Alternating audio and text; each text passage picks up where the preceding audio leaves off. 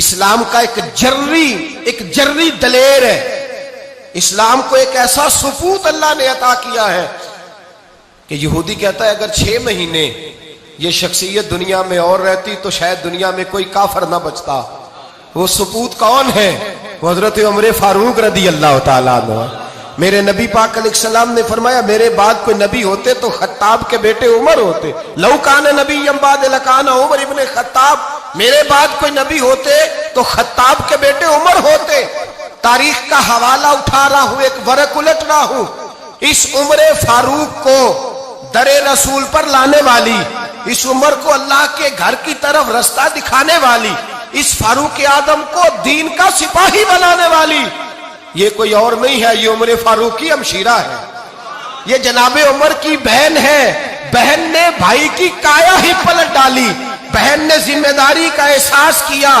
بہن نے ذمہ داری کا احساس کیا تو اس رنگ میں قرآن پڑھا کہ فاروق اعظم فرماتے ہیں میرے دل سے کفر دور کر کے مجھے رسول اللہ کا غلام بنا دیا ہے. بہن اگر ذمہ داری کا احساس کرے, بہن اگر ذمہ داری کا احساس کرے. حضرت عمر فرماتے ہیں, حضرت عمر کہتے ہیں میری ایک نوکرانی نے, کنیزہ نے کلمہ پڑھا, میں اسے دروں سے مارا کرتا تھا. میں تلوار لے کے گھر سے نکلا حضور کو شہید کرنے, تو مجھے کسی صحابی نے کہہ دیا تو حضور کو شہید کرنے جا رہا ہے, گھر کی تو خیر منا, تیری بہن اور بہنوئی بھی کلمہ پڑھ گئے. کہتے میں گیا, باہر دروازے پہ تھا تو میری ہمشیرہ اندر قرآن پاک کی تلاوت کر رہی تھی. فاطمہ بنت خطاب, فاطمہ بنت, کتنا پسند ہے یہ نام صحابہ, کس نے رکھا ہوا ہے. فاطمہ بنت خطاب تلاوت کر رہی تھی. سعید بن زید بہنوئی بھی تلاوت سن رہے تھے. فرماتے میں نے قرآن سن لیا, دروازے پہ دستک دو جی. بہن نے دروازہ کھولا, قرآن پاک کے صفحے چھپا دیے. کیا کر رہے تھے تم لوگ؟ تو بہن خاموش ہو گئی. میں نے کہا بولتے کیوں نہیں؟ مجھے کسی نے بتلایا ہے تم نے کلمہ پڑھا ہے.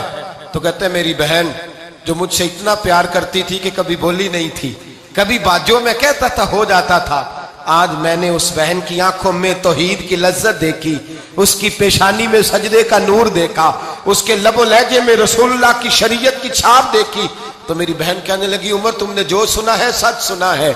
اب میں اور میرا خامد مصطفیٰ کے نوکر ہیں, اب ہم دین کے پیروکار ہیں. کہتے زور سے تماچا مارا, میں گر گئی.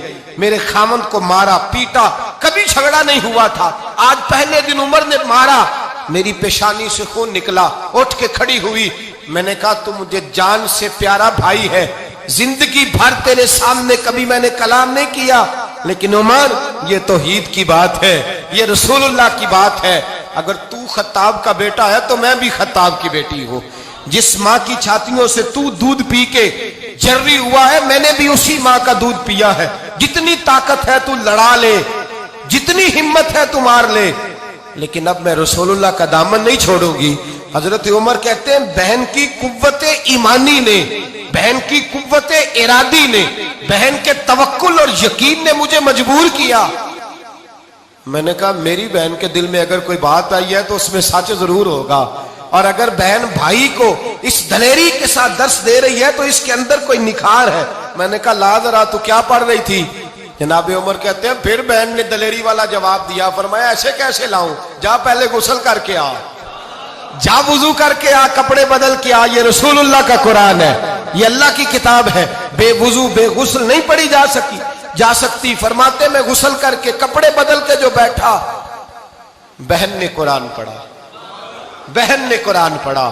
اللہ کرے بہنیں بھائیوں کو قرآن سکھانے لگے, اللہ کرے بہنیں بھائیوں کو حدیث سکھانے لگے, اللہ کرے بہنیں اپنے بھائیوں کو رسول اللہ کے در پر جھکانے لگے, اللہ کرے بہن کہنے لگے آ جا مل کر کے دونوں دین کی. بہن نے قرآن پڑھا. فاروق اعظم رو رو کے نڈال ہو گئے.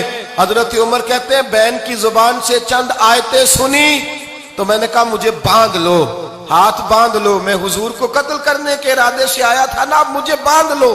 کرو آیا سا مار مقامنے نو, ہن مینو مار دے لے چلو. متے عمر دی عمر برباد ہوئے, جتھے عمر سوار دے لے چلو. اب مجھے لے جاؤ در رسالت ماپ. ایک بہن نے ذمہ داری کا احساس کیا تو حضرت عمر جیسا سپوت دیا. بہنیں اگر ذمہ داری کا احساس کریں, ذمہ داری کا احساس کریں تو اسلام میں بہت بڑا انقلاب آ سکتا ہے.